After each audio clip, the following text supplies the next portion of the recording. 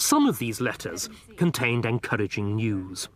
Although Catholicism in England had been driven underground, Jesuit priests were being trained abroad to keep the faith alive.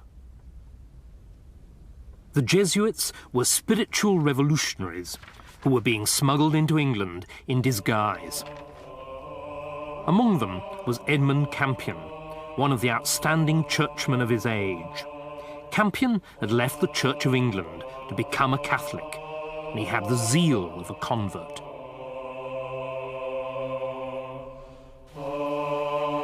Campion landed in England in 1580, posing as a travelling merchant.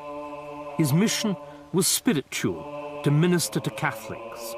He had no plans to stir up rebellion, but he knew that the Protestant authorities would treat him as a traitor.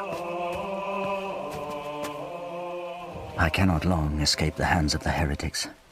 The enemy have so many eyes, so many tongues, so many scouts and crafts. I often change my name. Threatening edicts come forth against us daily. I read letters sometimes that tell news that Campion is taken. Campion had a very attractive personality, clearly. Man of integrity, man of ambition, man of great intelligence. The Protestant authorities viewed him as a dangerous individual because he was so gifted, because he was so attractive, because he had such a great name already in the country from his early days at Oxford and as a member of the Anglican Church. He represented a new kind of religion, not just establishment religion of either sort.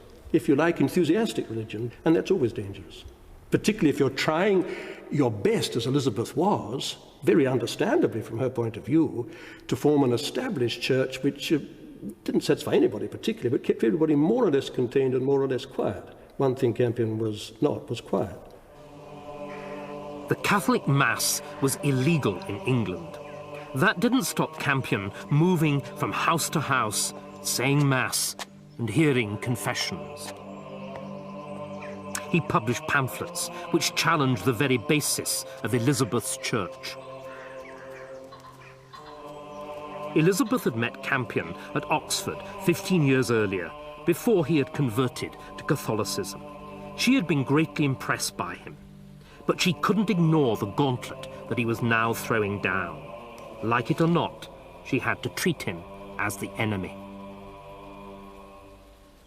Elizabeth and Campion actually had a lot in common.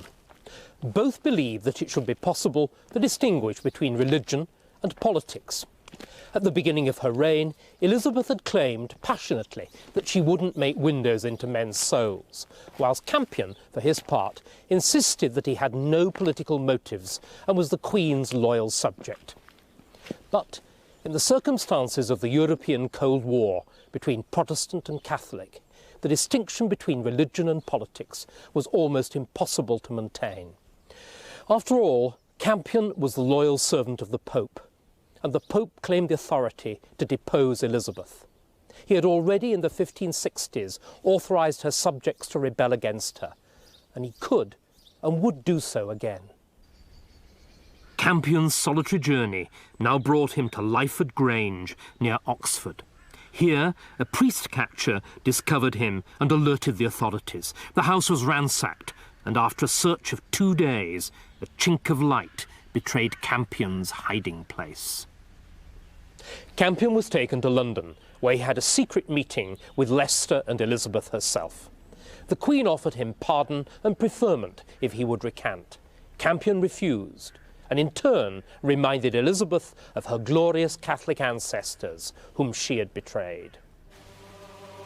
Campion was returned to the Tower, and 5 days later was put to the rack to extract a confession of treason. At his trial, he was found guilty and sentenced to be hanged, drawn, and quartered. On the scaffold, Campion prayed to God to grant the Queen a long, quiet reign with all prosperity. The effect of Campion's death on the Catholic world was tremendous strengthening. As always, when you meet martyrs, you usually increase the cause you're trying to oppose, and that certainly was the case with Campion. And word got round of his heroic death by any standards. So tremendous encouragement for the Catholic world. The very thing that Elizabeth was trying to cool down, enthusiastic commitment and religion of any sort, was the very thing that he strengthened.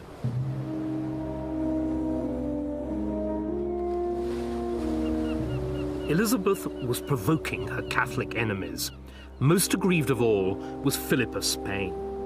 Whilst Campion's death had insulted his faith, another of Elizabeth's subjects had been busy emptying his pockets.